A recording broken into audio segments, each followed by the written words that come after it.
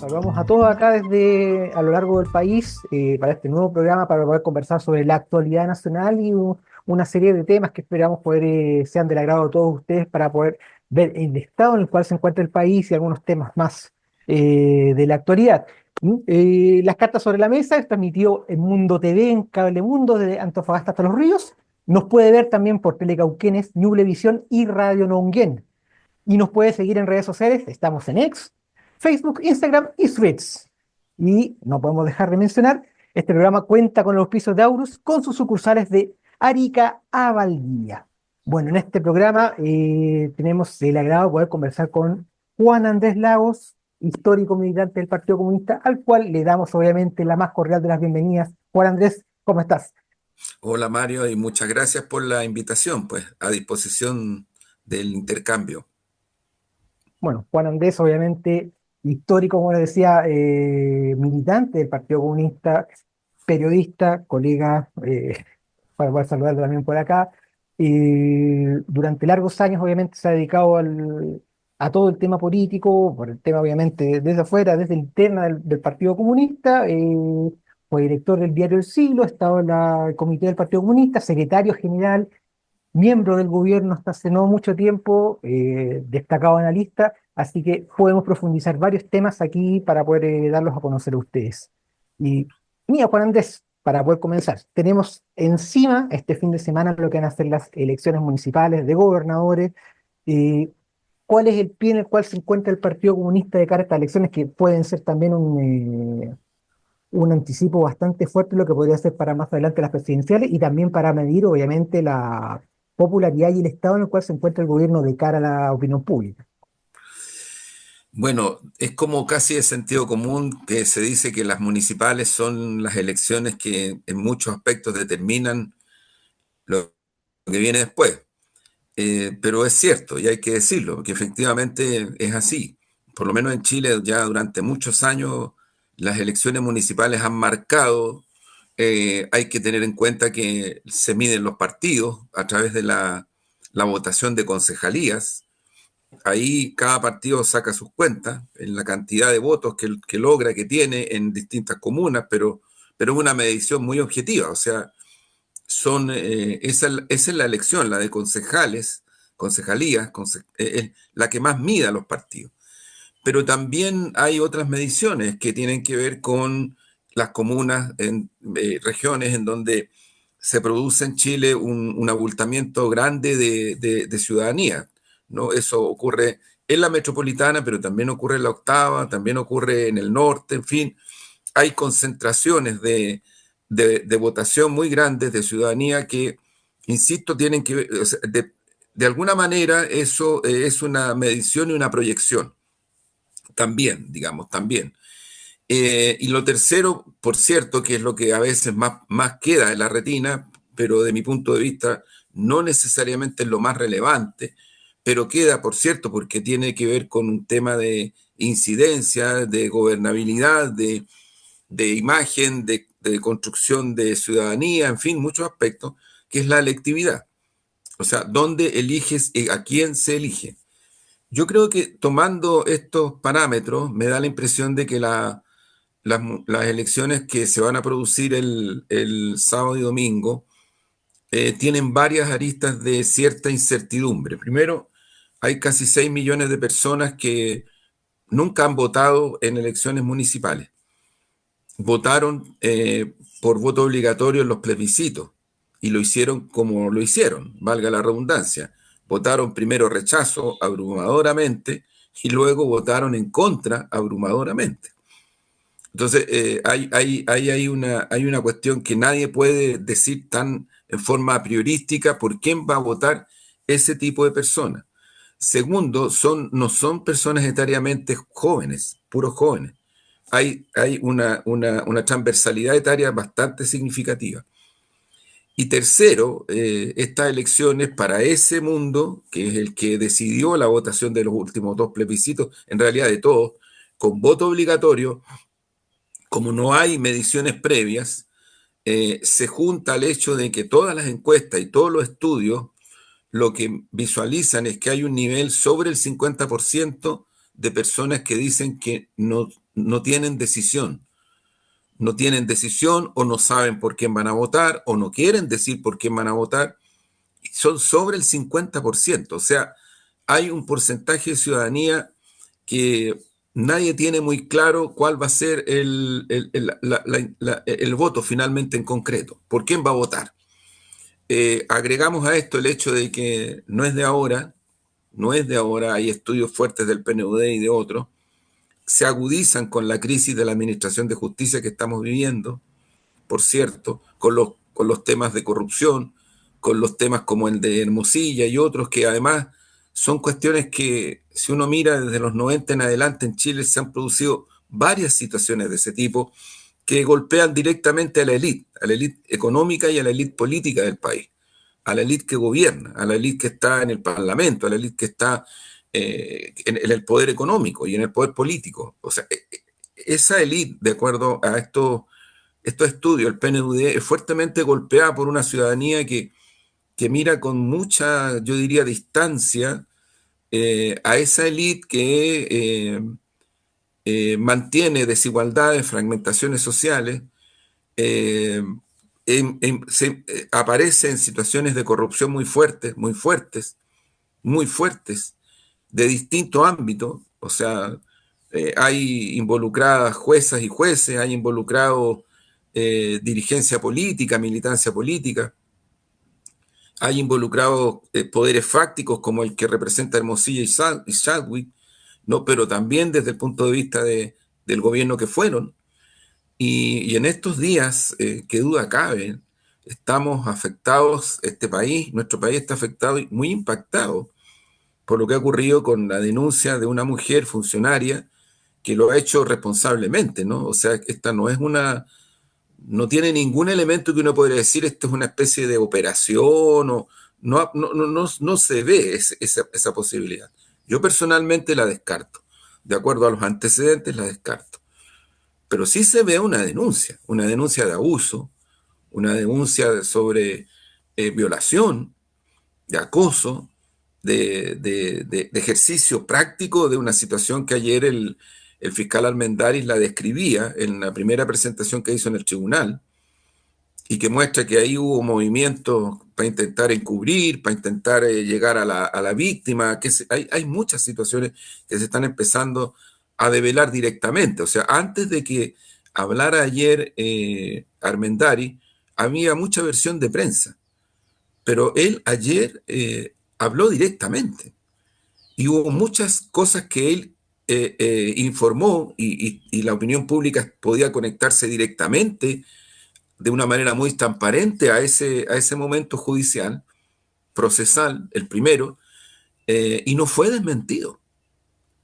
No fue desmentido. O sea, él instaló varias certezas hasta donde va el proceso que fundamentan que la Fiscalía, el Ministerio Público, está adoptando las decisiones que está adoptando.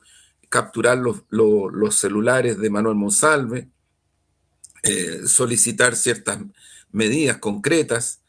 Eh, Creo que es fundamental en este contexto de verdad el resguardo a la víctima en todos los planos.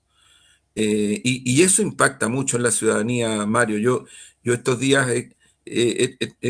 creo que esto impacta, o sea, este hecho de acusación por violación, por abuso de poder, es un impacto muy fuerte y creo que si hay algo que está demostrando esta situación es que en Chile, de una manera muy transversal, la ciudadanía ya no quiere más abusos a los cuerpos femeninos, a los cuerpos infantiles.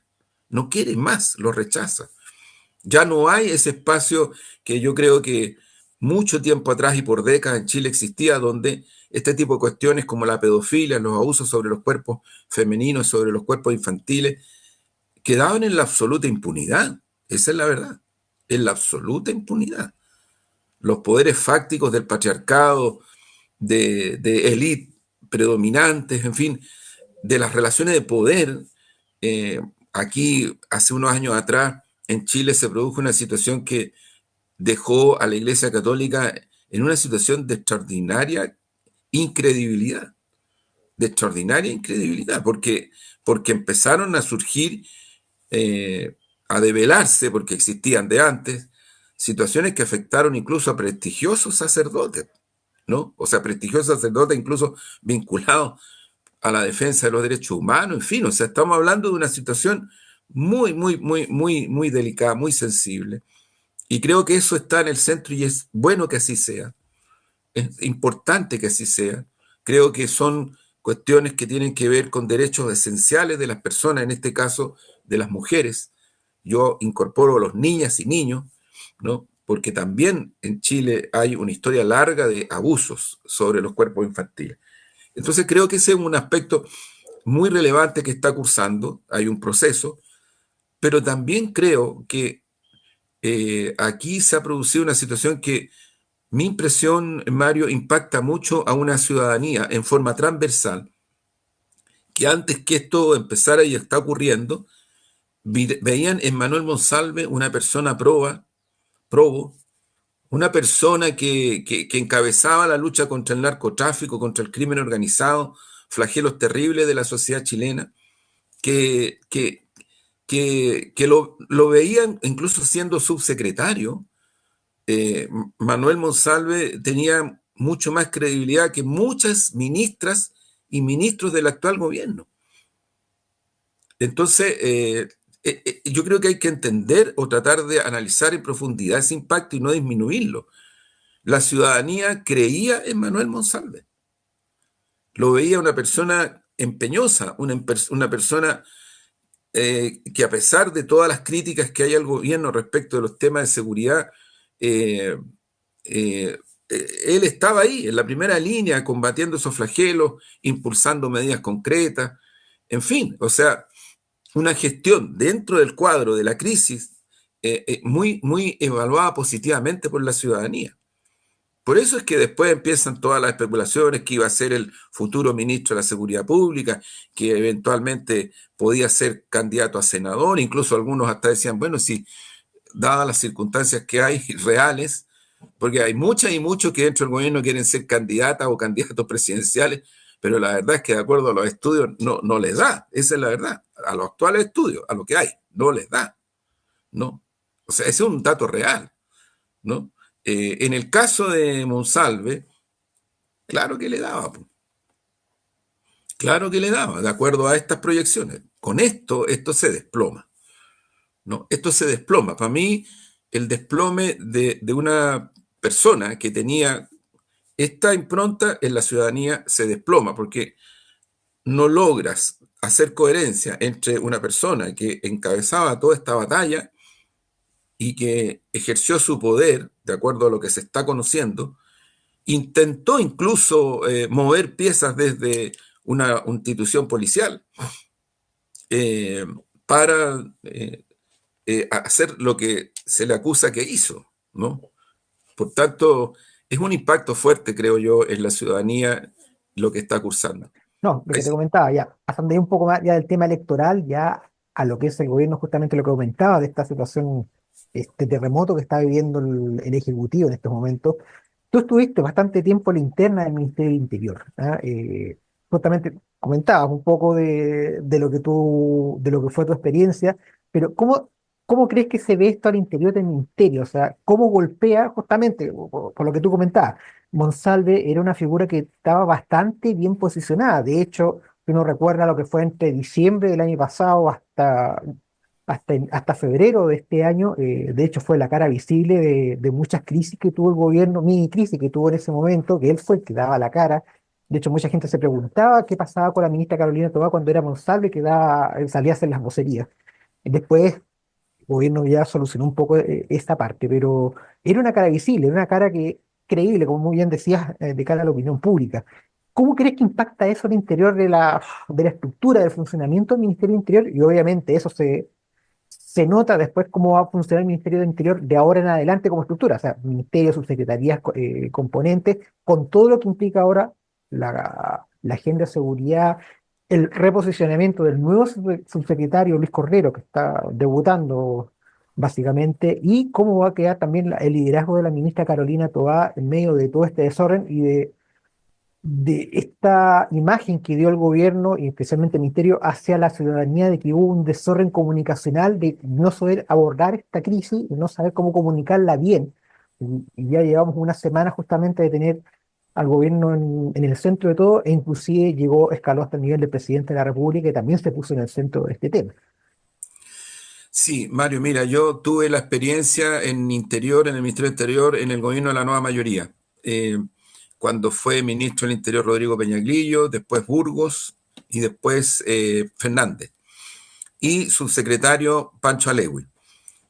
Ahí teníamos unos equipos, trabajábamos, en fin. Y ahora, cuando comienza este gobierno, yo voy como asesor externo del equipo de Manuel. Y ahí me tocó trabajar con él y con Gabriel de la Fuente, su jefe de gabinete. Yo principalmente lo que hacía era minutas, análisis, propuestas, en fin. Pero por cierto, uno se involucra, o sea, uno no es que necesariamente tenga que tener oficina en la moneda para involucrarse en los procesos. Y yo creo que eso la derecha lo captó muy bien, porque se vinieron encima con todo y, en fin, las acusaciones que me hicieron, que yo solidarizaba con Daniel Jaue, con Nicaragua, con el estallido, en fin, pues, se armó toda una historia. Pero ¿qué quiero señalar con esto? Mira, yo tengo la impresión de que los equipos actuales del Ministerio del Interior están fuertemente impactados porque ahí había una épica. Y esa épica en una buena medida la daba el conductor, su líder, que era Monsalve. Eh, y creo que era una épica de lunes a domingo, eh, sin descanso, sin tregua. No es el momento, pero conocí de personas que incluso con enfermedades extremas siguieron trabajando y no soltaron la pega que hacían al interior de la subsecretaría en particular. En los incendios pasados en la quinta región, Manuel estaba unos días de vacaciones porque creo que se iba su hija a estudiar al exterior. Y el presidente Boris le pidió que suspendiera todo y que se hiciera cargo de ahí porque había que ordenar el tema, porque no estaba ordenado. No estaba ordenado. Y yo lo digo, no disparen al mensajero, porque cuando uno dice esta cosa de repente cargan contra quien hace el análisis, no contra las situaciones, ¿no? Entonces, eso es muy nefasto además, o sea, una carencia de autocrítica de verdad sincera. Pero creo que eso está muy, muy cuestionado, ¿no? O sea, sale Gabriel de la Fuente de la subsecretaría, ahora renunció a Analía Uriarte. Tengo entendido que hay periodistas que han salido. Eh, Ojalá que se puedan constituir equipos lo antes posible y muy rápido, pero no es fácil. No es cuestión de que llegue una persona que articula, que tiene coherencia, que hace puntos de prensa. Esto no es así. Subsecretaría del Interior es muy lejanos a eso. Hay un tema de gestión, de relación con las policías. Mira, ese equipo, encabezado por Monsalve, cuando era ministra del Interior, la doctora Sichel, dado las circunstancias que todos sabemos que cursaron, tuvo que asumir muchas tareas, muchas que en la práctica eran dirigir Interior y gestionar Interior.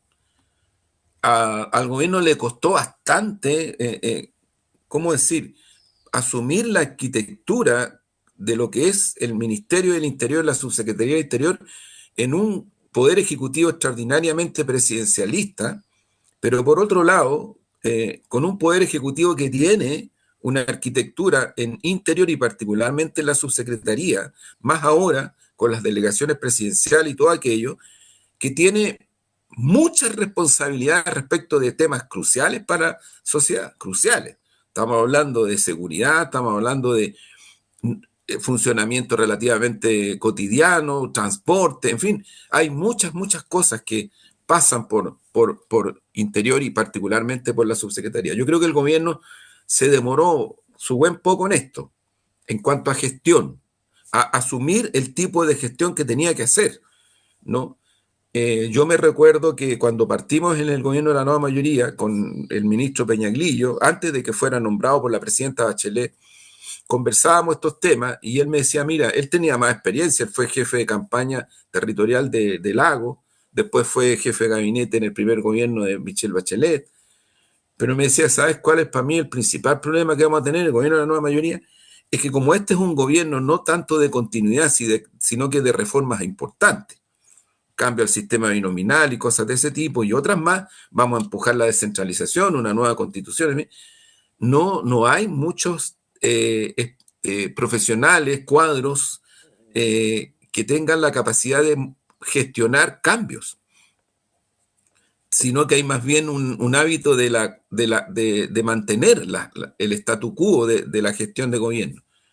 Y eso no es fácil y eso no se aprende de un día para otro y eso no tiene mucho que ver con que tengas ni doctorado, ni magíster, ni no sé qué. Tiene algo que ver con eso, pero lo principal es que tienes que tener los pies en la tierra, gestionar, construir equipos, cosa que ha costado mucho, y reconocer la realidad tal cual es, insisto, con un sistema presidencialista y todo aquello. Yo tengo la impresión, Mario, que esto no está tan fácil, dado la situación del país, la crisis, de construir estos equipos. ¿Eh? No es que tú te encuentres con mucha gente que podría hacer esto sin problemas, digo, o sea, llegando y empezando a operar. Entonces, en ese contexto, yo creo que la crisis que ha habido en estos días, lo que muestra también es una falta de gestión política significativa en el gobierno, que involucra desde el presidente a la ministra y los equipos, porque es evidente que había un problema de gestión, es muy evidente. O sea, la cuestión escaló sin que tuviera que ser así al presidente de la República. El presidente de la República da 55 minutos más que de conferencia, o sea, no es que le preguntaran mucho, ¿eh? Él habló. Y algunos parece ser que dentro de la moneda evalúan que es fantástico lo que hizo, ¿no? Otros dicen, chuta, se involucró en cosas que no tenía para qué involucrarse. La jefa de prensa, eso quedó, todos lo vimos, ¿no?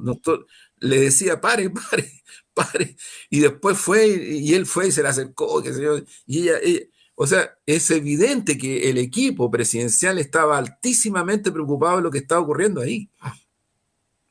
Luego, todas las versiones, porque hay versiones contrapuestas, apuntan a que el comité político eh, no tuvo, o sea, no sé si funcionó como tal, operó como tal, con una sinergia que en momentos como estos requieren, pero una fineza enorme, enorme. Y entre otras cosas que implican que, a ver, ¿por qué tenía que ser el presidente el que tenía que hacer lo que hizo? ¿Por qué? Yo, francamente, hasta ahora no encuentro la respuesta, porque no se trata de que no asumiera responsabilidades, no se trata de que no diera la cara, sin nada que ver. O sea, aquí no estamos en. Esto no es como para llevarlo a ese nivel, ¿no? Aquí no está de por juego el coraje, la valentía y cosas por el estilo, no está por juego eso. Hay una cuestión de Estado. O sea, hay una persona, subsecretaria del Interior, acusado por una funcionaria de esto. Eso es un dato que además transcurrió, se involucra el director de la PDI, hay involucrados funcionarios de esa policía porque los involucraron, o sea, porque yo le digo, no es tan simple si a ti una autoridad como un subsecretario te dice, haz esto y tú eres un escolta, eres un PDI, no es tan simple. Eso tiene que empezar a esclarecerse bien. Pero en medio de esta batahola, yo creo que lo que genera el punto más complejo de la crisis es la involucración directa del presidente de la República. Directa. O sea, directa, en forma y en fondo. Porque es en forma y es en fondo por lo que él dijo.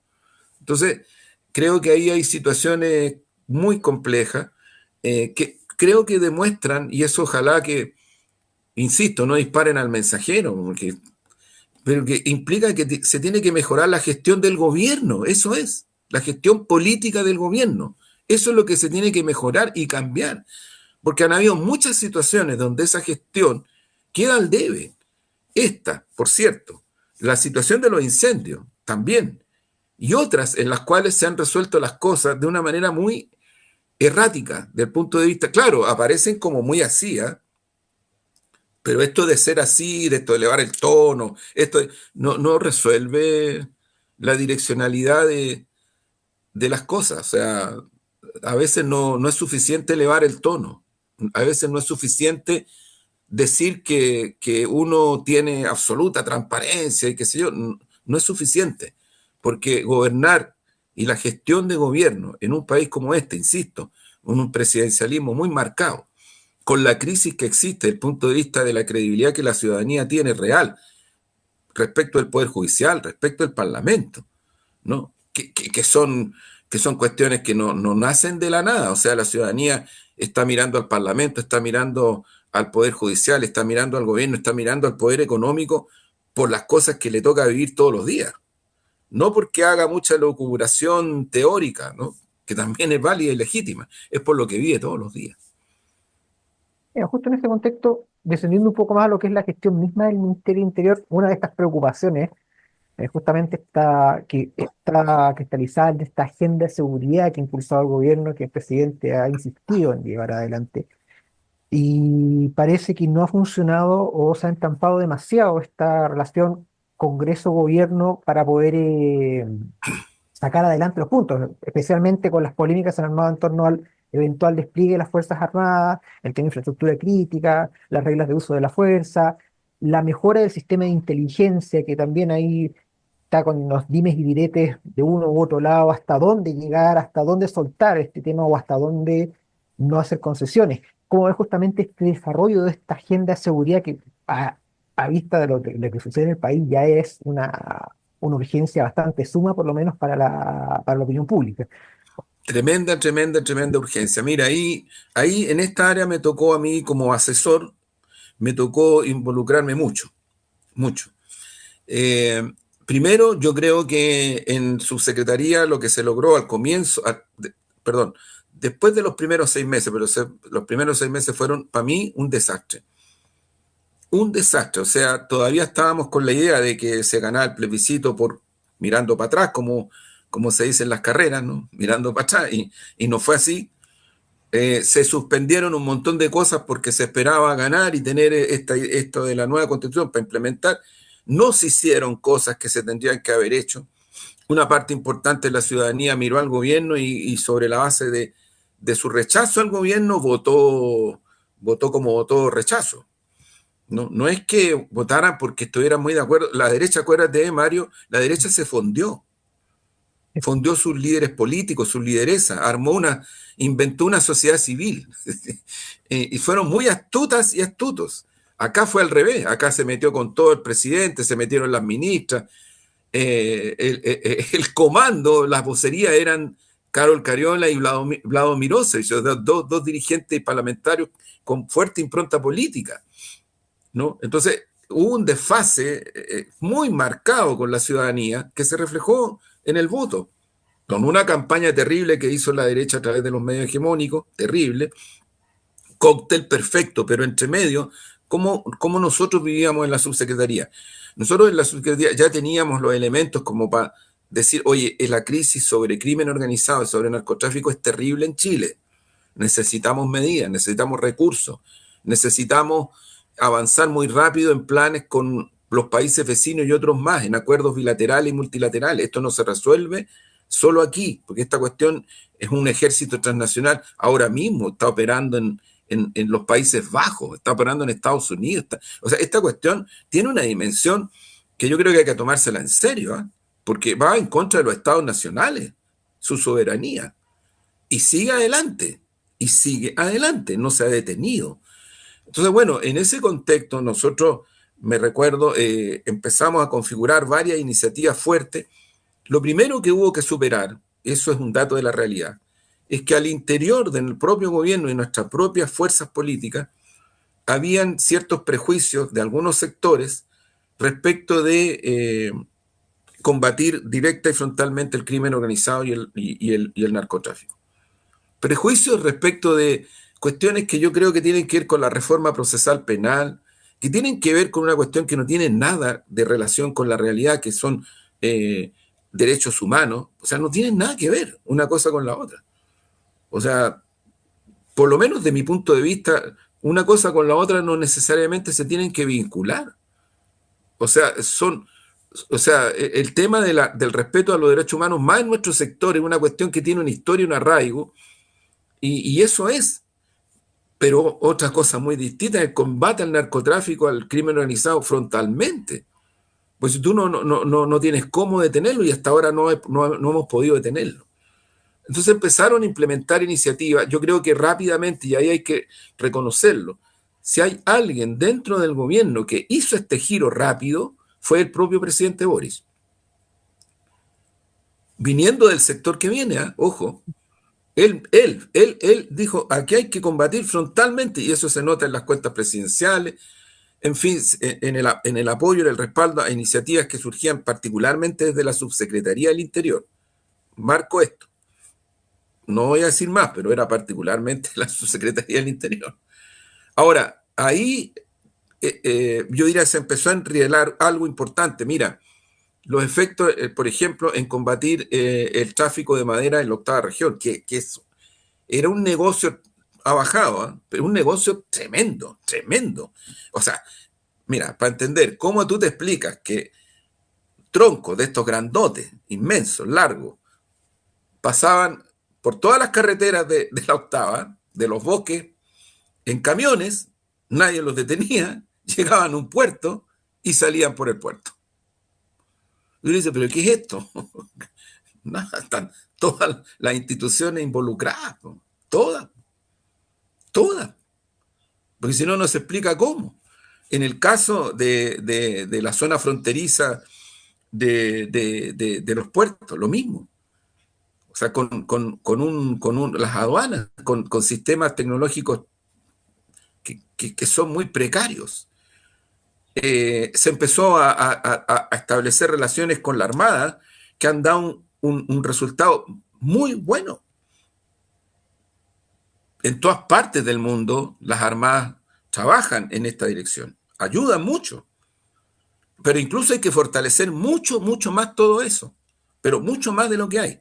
Bueno, todo esto yo diría que junto con proyectos de ley llega, y la nombro porque fue un gran aporte, llega Analía Uriarte a la subsecretaría como asesora legislativa y se empieza a implementar un plan que tenía que pasar por el Parlamento. Y ahí nos encontramos con una derecha que boicotea todo, todo, todo.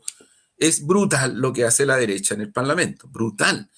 Mira, ellos siempre se hacen las lesas y los lesos, pero en el Senado perdieron cuando se presentó el primer proyecto para hacer lo que se denomina seguir la ruta del dinero en el lavado de dinero.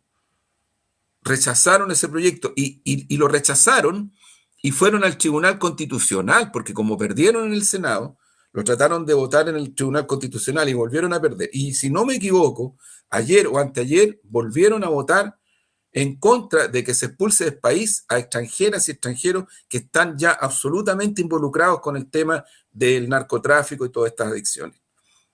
Entonces, ¿dónde está realmente la posición de la derecha? Mira, más del 40% de los recursos, de los proyectos que se han presentado en el Parlamento desde el primer año de gobierno hasta hoy, más del 40% son recursos que van directamente a los policías, directamente.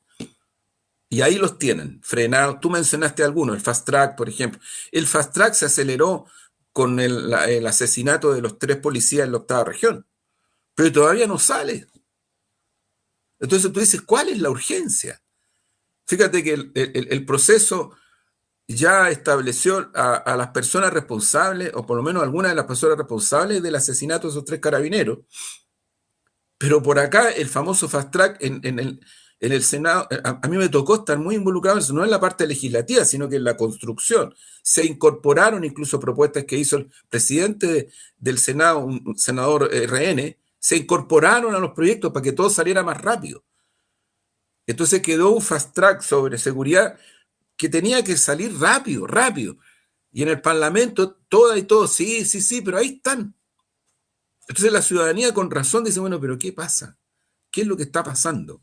Ahora, yo lo que creo, Mario, que en ese sentido, el boicot, el bloqueo, el gobierno, la subsecretaría hizo una invitación en el segundo año a una mesa.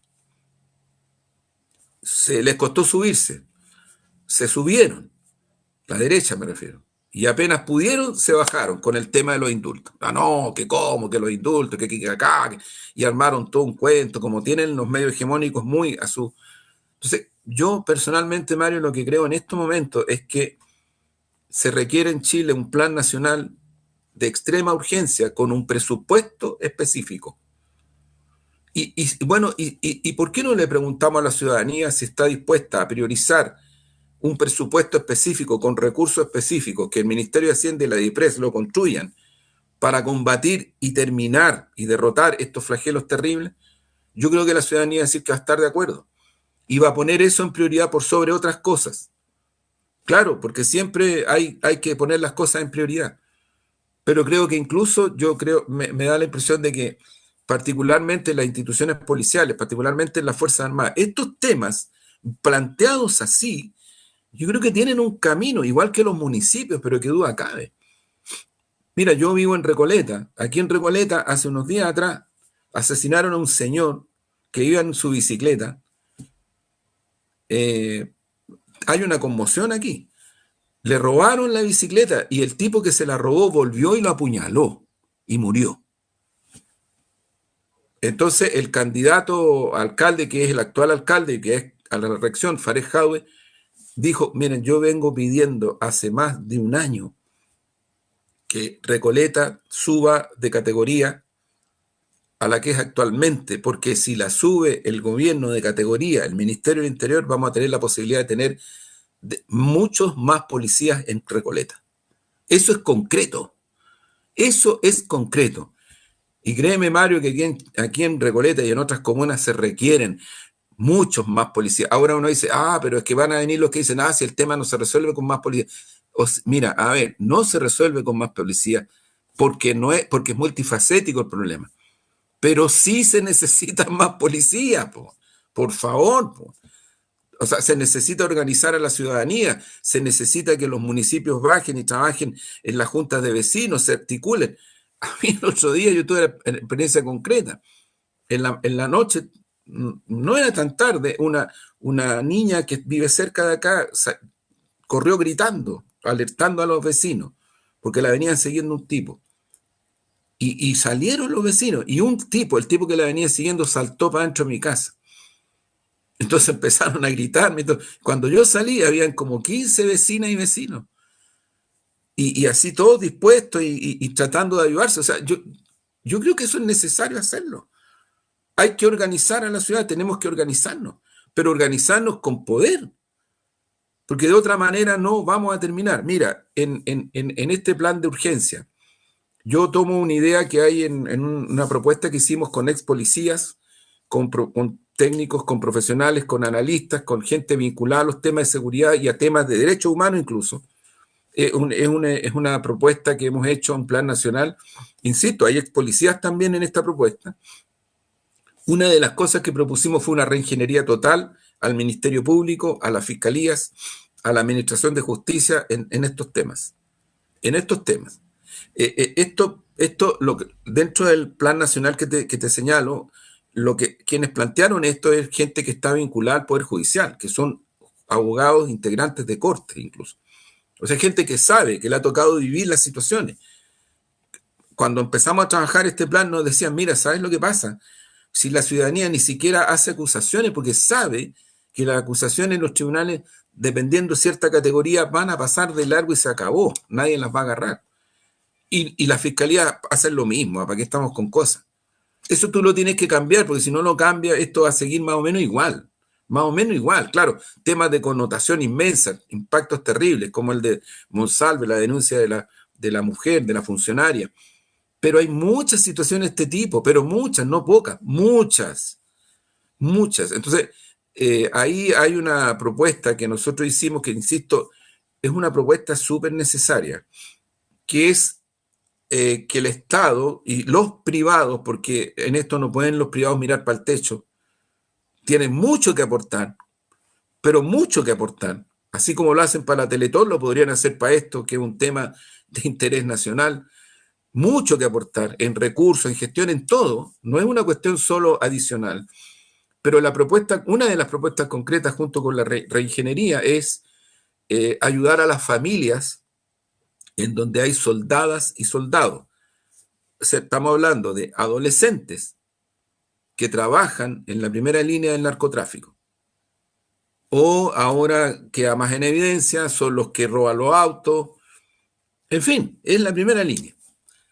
Te digo, Mario, son chiquillas y chiquillos de 14 años, de 13 años, de 12 años, de 15, que andan armados, que tienen ingresos por sobre los 3 millones de pesos mensuales, que mantienen a sus familias, porque en general las familias son de escasos recursos, y que no es tan fácil quitárselas al narco, porque los narcos saben lo que significa tener a esta primera línea de chiquillas y chiquillos en las circunstancias que los tienen, que es robar autos, robar esto, robar este otro, controlar de territorio, en fin. Eh, pero eso es absolutamente urgente. Ahora, no son tantos estas personas en cantidad, tampoco las familias, pero se necesita una disposición y recursos, porque implica que a esas familias tú las tienes que sacar de la marginalidad, tienes que trabajar con las chiquillas y los chiquillos, sacarlos de esa situación. Una batalla épica de carácter nacional que a la dimensión de la crisis que tenemos, mira, Gonzalo Manner el otro día en un programa decía que me tocó estar con él, hay 400.000 jóvenes en Chile en estos momentos que no van a ningún colegio, ninguna escuela. 400.000. ¿A dónde están? Bueno, pues una parte está lamentablemente en este tipo de situaciones. Compleja la cosa, como bien decía, justamente el panorama es difícil, hay mucha política que hay que hacer. Y pareciera también de repente que al gobierno ya no le está quedando tiempo para poder impulsar mucha de esta agenda, para poder sacar adelante o para poder conseguir estos acuerdos transversales que se requieren justamente para poder implementar estas políticas de apoyo a la comunidad, de apoyo económico, de sacar, como bien dices tú, a las familias y a los jóvenes principalmente de la calle para que vuelvan obviamente a la línea, vuelvan a estudiar. Salgan de esta línea de criminalidad o de esta tentación de criminalidad, este dinero fácil, como que, de lo que sucede. Y ahora te cambiaría un poquito de tema, Partido Comunista propiamente tal. Eh, Ustedes ya habían vuelto como partido en el segundo gobierno de Bachelet, pero ahora en este gobierno se han involucrado bastante más en lo que se refiere ya a la administración del Estado, está dentro. ¿Cómo ha sido la experiencia del Partido Comunista?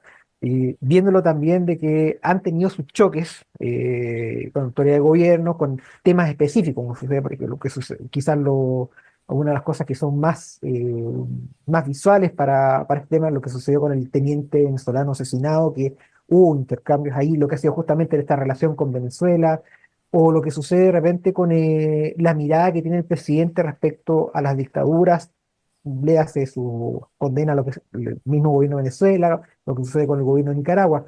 ¿Cómo es esta relación del Partido Comunista dentro del gobierno, donde muchas de sus caras también tienen que a veces deslindarse un poco de las opiniones del partido para poder apoyar lo que son las visiones del presidente o las visiones mismas del gobierno? Le hace, por ejemplo, quizás en unos casos más emblemáticos, lo que es eh, Camila Vallejo como ministra secretaria general de gobierno, que tiene que ser la vocera de lo que es lo que impulsa el gobierno, lo que impulsa el presidente, versus a veces lo que es la posición interna del partido. Sí, Mario, mira, en eso efectivamente tú lo describiste bien, o sea, hay tareas de gobierno partiendo por las ministras, los ministros, los que están haciendo gestiones de ese nivel y en otros niveles también, que son implementación, son gestión, realización.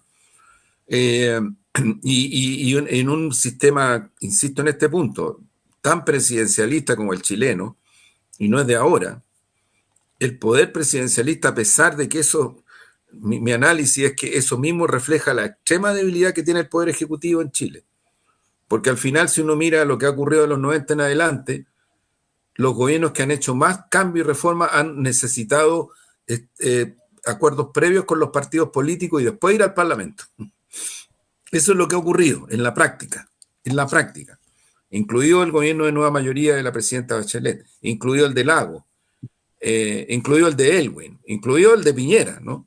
Pero eso es lo que ha ocurrido. O sea, ahí tenemos un tema con el sistema político chileno que a mí me parece que es un sistema político bien poco proactivo con el ejercicio democrático de la gestión democrática cuando se trata de reformas, de cambios, en fin, eh, y no de statu quo, porque al final los gobiernos son para eso, ¿no? O sea, fíjate que llegamos al sinsentido de que un gobierno, un presidente que con un programa, porque votaron por un programa, saca una de las votaciones más altas en segunda vuelta de las últimas elecciones presidenciales, tiene serias dificultades para realizar su programa, pero serias.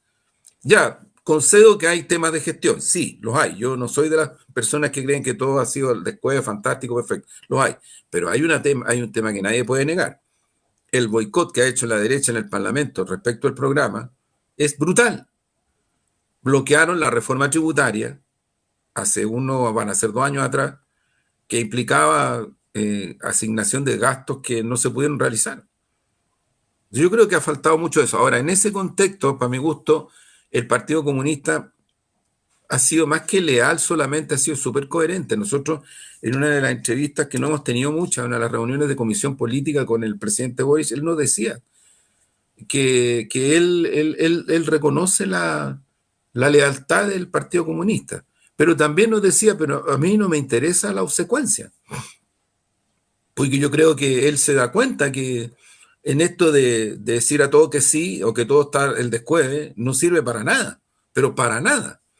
Y yo creo que en eso el partido ha tenido una capacidad, particularmente con la presidencia de Lautaro Carmona, de hacer propuestas, de formular opiniones críticas y opiniones propositivas, que si uno lo mira en el transcurso del último tiempo han sido muy necesarias y muy positivas de hacer, ¿no? Más allá de los estereotipos, todas estas cosas que la derecha pone, que los comunistas, que no son, mucho más allá de eso. O sea, estamos hablando de una gestión para transformaciones democráticas en pro de la ciudadanía. Nosotros, por ejemplo, como partido, Mario, partiendo por el presidente, nuestra línea respecto al crimen organizado y el narcotráfico es la que yo he descrito aquí, no es mía. Ahora, habrán parlamentarios, sectores del partido que no tendrán esta misma visión. Puede ser, pero la opinión del partido, desde su presidente, es esta, respecto a estos flagelos. En ese contexto, por ejemplo, nosotros tuvimos una proactividad importante en relación a la necesidad de establecer acuerdos bilaterales con Bolivia, con Colombia, con Venezuela, porque el tema del narcotráfico y del crimen organizado es imposible resolverlo como Estado nacional en forma autárquica, imposible. Hemos tenido también apertura y apertura proactiva a las relaciones con instituciones de las Fuerzas Armadas. Hay espacios en donde no tenemos incidencia porque no estamos presentes. Por ejemplo, en Cancillería, nosotros no tenemos presencia prácticamente. No tenemos. Tuvimos mucho más en el gobierno de la nueva mayoría, pero mucho más. A mí me tocó incluso ser parte de los equipos asesores del ministro de Relaciones Exteriores. No era el único, eran equipos, siempre eran equipos. Me tocó ser parte del equipo que designó la presidenta Bachelet junto con su madre, junto con Carmen Gers, junto con, la senadora Allende, junto con Andrea Lamán, un equipo que se formó, que era para abrirle paso a la paz en Colombia y que ayudó mucho a las negociaciones entre la FARC y el Estado colombiano. Ahí jugó un papel muy importante Luis Mayra, entre otros. Entonces, esto ahora, en este gobierno, nosotros no hemos tenido ni algo de cerca respecto de relaciones exteriores. No tenemos. Lo que sí aparece son las diferencias, que es cierto lo que tú dices, que tenemos. Nosotros, por ejemplo, creemos que Chile tiene que apurar el tranco para entrar a los BRICS, que acaba de terminar una reunión clave en Rusia. Es clave, es decisivo, pero es para el Estado Nacional. Nuestra visión es respecto al Estado Nacional, no es respecto de la ideología comunista, porque si alguien me dice que Putin es comunista, creo que está bastante lejos, ¿no? Es otro el tema, es un tema geopolítico, estratégico, ¿no? Sí, ahí tenemos diferencias con la política exterior de nuestro gobierno, con el presidente, pero siempre lo hemos dicho, hemos explicitado esas diferencias y hemos dicho, bueno, pero el que dirige la política internacional del Estado chileno el presidente, y ahí estamos. Y te voy a decir que ahí sí que hemos sido harto leales, porque de repente hay unas declaraciones y unas acciones bien, yo por lo menos creo que ha sido extraordinariamente equivocado la forma de relacionarse con Venezuela, que no tiene que ver con el tema de las diferencias. Porque tú no puedes establecer relaciones bilaterales o multilaterales a punta de quiñazos, codazos, por lado y lado, ¿eh? Porque yo también creo que ya la cosa se desató también. Cuando tú necesitas tener intercambios bilaterales y multilaterales con los países, con los estados, con los gobiernos, no poner por delante situaciones que se puede tener opinión, insisto en este punto, pero no hacer de ellas casus belli, menos en una región como el Cono Sur, donde las relaciones bilaterales y multilaterales lo que han demostrado es que cuando se producen sinergias, ganamos todo en las asimetrías que tenemos, porque Brasil no es lo mismo que Venezuela, México no es lo mismo que Venezuela, Chile no es lo mismo que Venezuela, México, pero nos necesitamos, que duda cabe. Pero que duda cabe, mira, yo siempre pongo como ejemplo, Mario, cuando Eduardo Frei Montalva y Arturo Illia, presidente de Argentina, en los 60 toman la decisión de armar un equipo conjunto, por el lado chileno fue Gabriel Valdés, que era el canciller en ese tiempo, para poder apurar el tranco en la relación con China. China en ese tiempo no era ni de cerca lo que es ahora. Sin embargo, estos dos presidentes con mirada estadista, con mirada de futuro, yo nunca tuve una cercanía con el gobierno de Frei Montalva, para nada, pero en política exterior creo que ahí el gobierno de Frei Montalva y del Arturo Illia fueron premonitores. Y ocurre que eso se ha ido profundizando con el gobierno del presidente Allende, lo mismo, pero hay que decir que bajo dictadura ese proceso también se incrementó, no se cerró. ¿Qué es lo que está ocurriendo hoy día? Bueno, en pocas semanas más hay una reunión de la PEC en Perú, de todos los países de la región, del Asia-Pacífico, y para Chile es crucial esa presencia. Es crucial para el interés del Estado Nacional chileno, no para el Partido Comunista. Entonces, yo creo que hay que mirar un poquito más las cosas de esa manera. El mundo está muy cambiante, muy cambiante. Hay lo que yo denomino, y creo que es así, una guerra de exterminio en Gaza, de exterminio de un pueblo entero. Hay una guerra instalada en Ucrania. Eh, de repente como que nos pueden empezar a instalar focos de tensión en esta zona. Y yo veo al gobierno de Milei harto entusiasmado en generar tensiones con Brasil, con Venezuela y parece que con Chile también. Entonces, esto si uno lo mira un poquito más a la distancia y se chuta, Gaza, el gas, la zona con portaaviones, predominio, Ucrania, guerra. Acá el señor Milei provocando, ya ha hecho algunas cosas. O sea, si alguien a mí me dice que se equivocaron, el gobierno argentino, el Estado argentino se equivocó cuando puso estas carpas y estos asentamientos y pasó por encima de los límites fronterizos, nosotros tenemos historia ahí, o sea, Laguna del Desierto, el asesinato del teniente Merino Correa, y otras situaciones más. Nosotros hubo un momento en que Chile recurrió a la mediación papal para enfrentar una situación de tensión con Argentina respecto de zonas fronterizas en la zona austral. Y esa mediación papal evitó una guerra. ¿Para qué estamos con cosas? Si eso estábamos a punto de la guerra. Entonces, creo que mirar un poquito con más altura las situaciones en el Partido Comunista, hemos estado viendo esto. Y lo otro, donde sí tenemos también diferencias, Mario. Nosotros creemos, y lo hemos dicho públicamente, y se lo hemos planteado al presidente, con respeto, pero clara y directamente. Nosotros creemos que se necesitan muchos más recursos para enfrentar la crisis de la salud, las listas de espera y todo ese tipo de situaciones. En educación, no porque el ministro sea un compañero, en educación se necesitan más recursos. Hay un tema de infraestructura, de infraestructura muy profundo. fantástico y excelente lo del CAE, no solamente lo respaldamos, nosotros como partido y como Juventud Comunista impulsamos el CAE años atrás, es parte de nuestras luchas. Entonces, creo que hay el cuidado, el Sistema Nacional de Cuidado que ayuda en primer lugar a las personas que son cuidadas, pero particularmente mujeres, que son la mayoría las que cuidan, que tengan ingresos, pero eso requiere recursos. Yo estoy más en la línea de lo que ha planteado en distintos momentos Ricardo French Davis, que es un economista formado por la Escuela de Chicago, pero que no tiene nada que ver con ellos, que tampoco es comunista ni cercano a ellos, que él lo que plantea es una rápida reinversión para que el capital especulativo en Chile vaya transformándose en capital productivo, por lo menos una parte.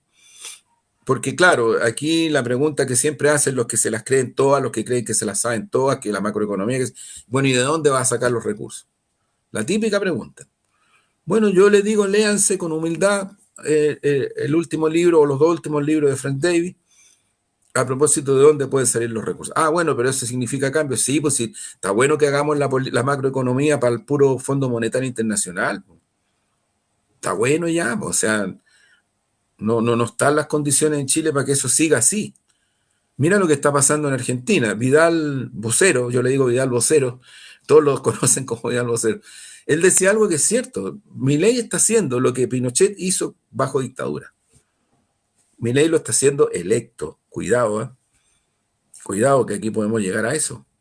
Bueno, Juan Andrés, siempre quedan en conversaciones como esta, quedan muchos temas dando vuelta, ya se nos está acabando el tiempo, así que te agradecerte justamente tu haber correspondido a la invitación que hicimos para poder conversar contigo y poder conversar quizás más adelante para profundizar otros temas. O sea, Sí, quizás ya tenemos, como te decía al principio de esta conversación, las elecciones este fin de semana, así que quizás vamos a tener que hacer un análisis de lo que fue, de lo así que es. impacta al partido, de lo que impacta al oficialismo este tema, porque muchas, como tú bien decías, muchos puntos ciegos ahí, cosas que hay que esperar lo que dice la ciudadanía en las urnas para poder realmente interpretar que efectivamente cuál es el momento que está pasando Chile. Así que te agradezco una vez más tu participación, conversación con nosotros y te dejamos invitado para una nueva edición para poder profundizar, seguir hablando de muchos temas que, como te decía, muchas cosas que quedan en el tintero. Así que muchas gracias.